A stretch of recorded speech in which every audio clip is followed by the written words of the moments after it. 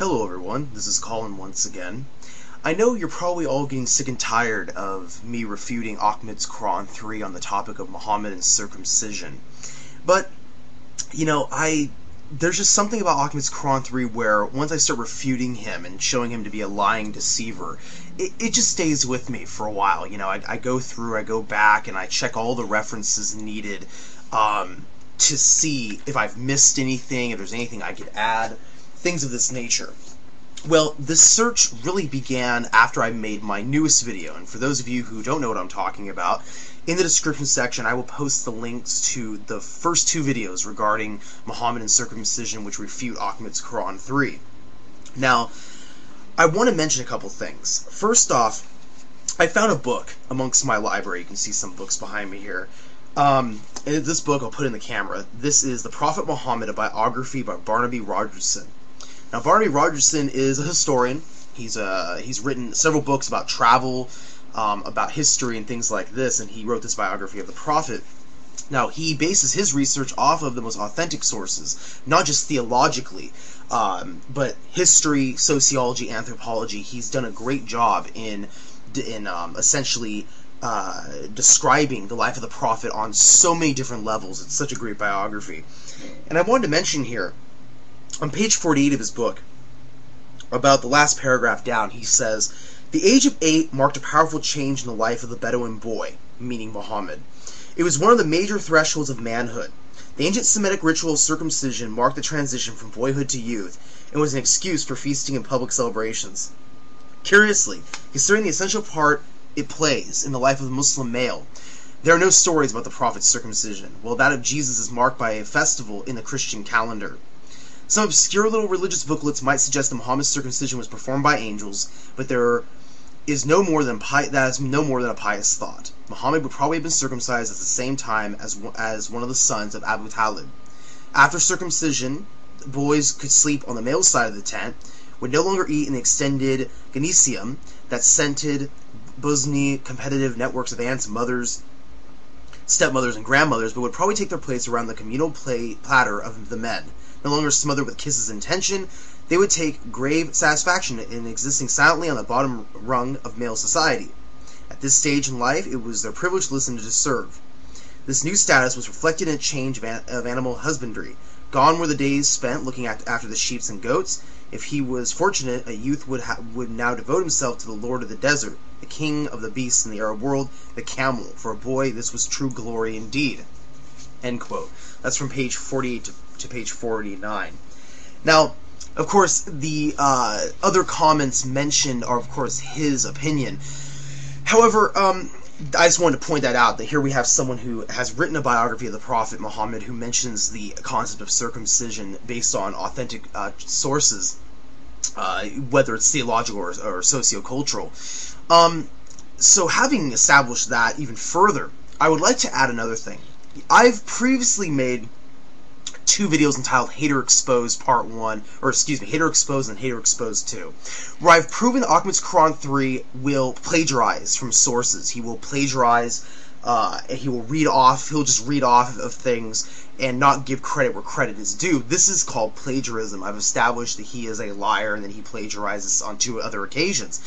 Here, ladies and gentlemen, is Hater Exposed Part 3. And how ironic that this should come from the topic of circumcision.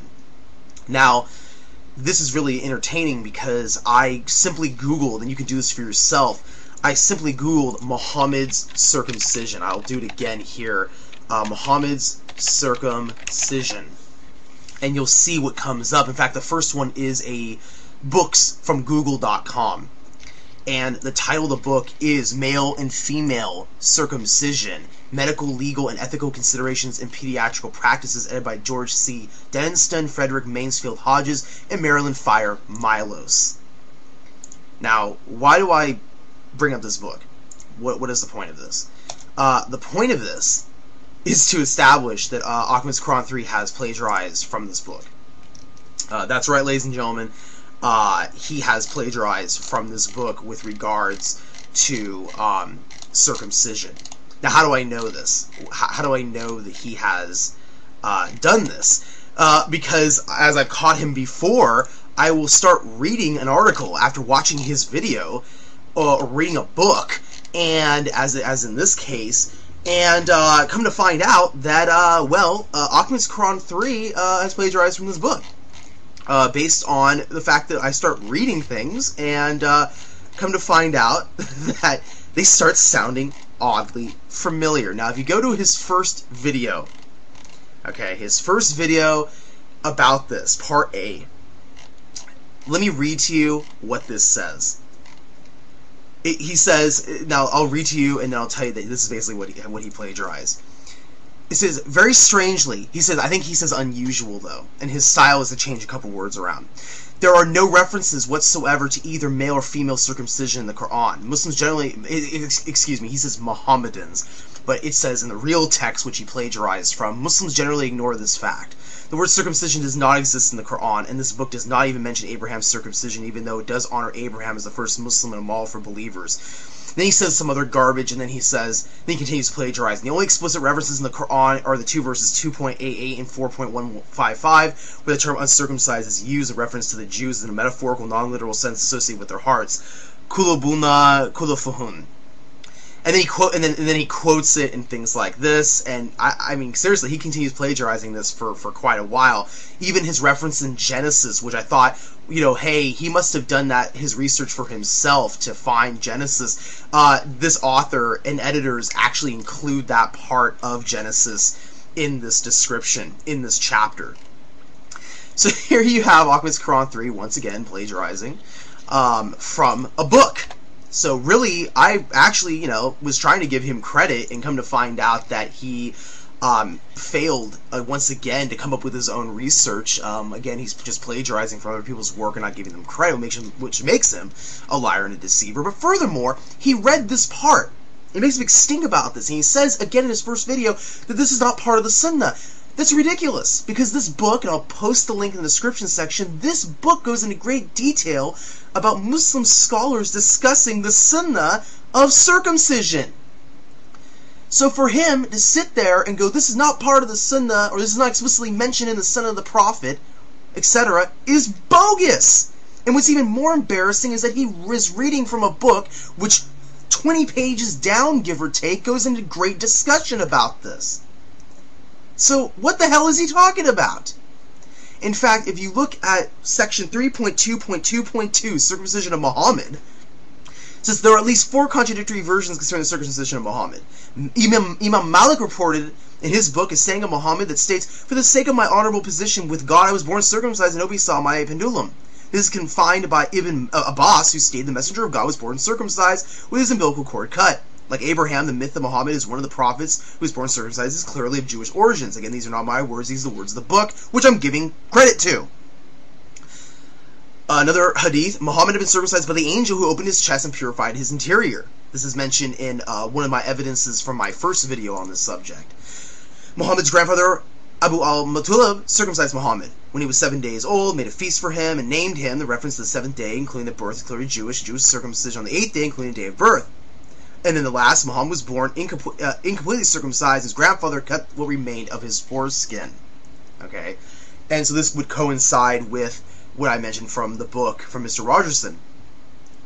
So I'll post the link. I'm going to post the next couple links in the description section. Part 1 and Part 2 of Muhammad and circumcision. Please watch those for more evidence and for more information which refute Ahmadsquran3. The other 2 links will be my previous videos called Hater Exposed, where I've proven that he's been plagiarizing from people and things like this. And the last one will be a link to this book, which I highly recommend to those out there who are interested in the subject. Now, please remember that this is edited by some non-Muslims, and so the reflection of this, including the author, who I don't even know who the author is, could have a bias. So please take it with a grain of salt, but nonetheless, the information is very fascinating for those of you who are interested in circumcision and Islam. So here I am giving my credit where credit is due, like Ahmadsquran3, who is a liar, who claims that his information comes from his own, that all his statements are his own, and things like this. Wow, what a liar. So, thank you everyone for watching. Peace be with you all.